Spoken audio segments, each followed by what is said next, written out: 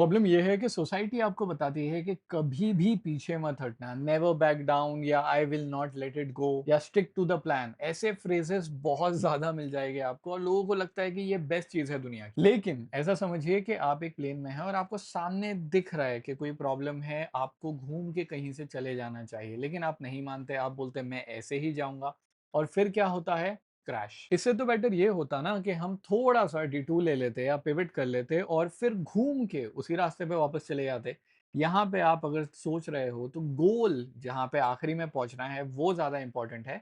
रास्ता आपका फ्लेक्सिबल है। कभी कभी अपना दिमाग ना बदलना स्ट्रेंथ नहीं होती है, वो एक्चुअली वीकनेस है, स्टबर्ननेस है। अगर आप अडेप्ट नहीं कर सकते तो आप फ्री नहीं है। आप उस चीज में जो भी आपका गोल है, जो भी आपका डिजायर है, उसमें जकड़े हुए हैं। आपकी ईगो ने आपको ट्रैप करके रखा है। नई किताबें पढ़ना, नए नक्शे देखना, नए आइडियाज सोचना, नई रिसर्च करना और फिर यह समझना कि जिस रास्ते पे आप हो सकता है यहां से कोई और चेंज अवेलेबल हो।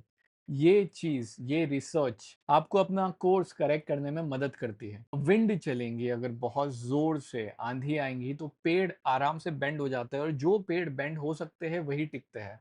जो एकदम अड़ियल बन के एक ही जगह खड़े हो वो अक्सर जड़ से उखाड़ दिए जाता है। और भी चेंजेस है जो वर्क कल्चर में आएंगे, जो लोगों से मिलने के लिए आएंगे, जो नेटवर्क करने के लिए आएंगे। आपको ये समझना पड़ेगा कि दुनिया कैसे ऑपरेट करती है, ना कि आप कैसे ऑपरेट करते हो। और अगर आप पुराने प्लान्स को पकड़ के रखोगे, पुराने रास्ते, पुराने तरीकों को पकड़ के रखोगे, तो हो सकता है कि वो तरीके आज की तारीख में आपकी मदद ना करें। और इसको समझने के लिए तीन चीजें हैं जो आपको समझना जरूरी है। पहला, स्ट्रेंथ का मतलब ये नहीं होता कि आप आयरन विल रखो। इसका मतलब ये होता है कि आप अडेप्ट हो सकते हो, अडेप्ट कर सकते हो। मतलब अगर एक बंदा है जो जिम में जाता है और सिर्फ बॉडी बिल्डर है, लेकिन उससे नॉर्मल चीजें नहीं उठ रही, सीढ़ी चढ़ने के बाद में वो हाफ रहा है, तो फिर मतलब क्या है? अगर उसकी बॉडी अच्छी है, इसका मतलब कि वो कैलिस्थेनिक्स भी अच्छे से कर ले, स्विमिंग भी अच्छे से कर ले, जिम भी अच्छे से कर ले, घर का काम भी अच्छे से कर ले और उसकी हेल्थ भी खराब ना हो।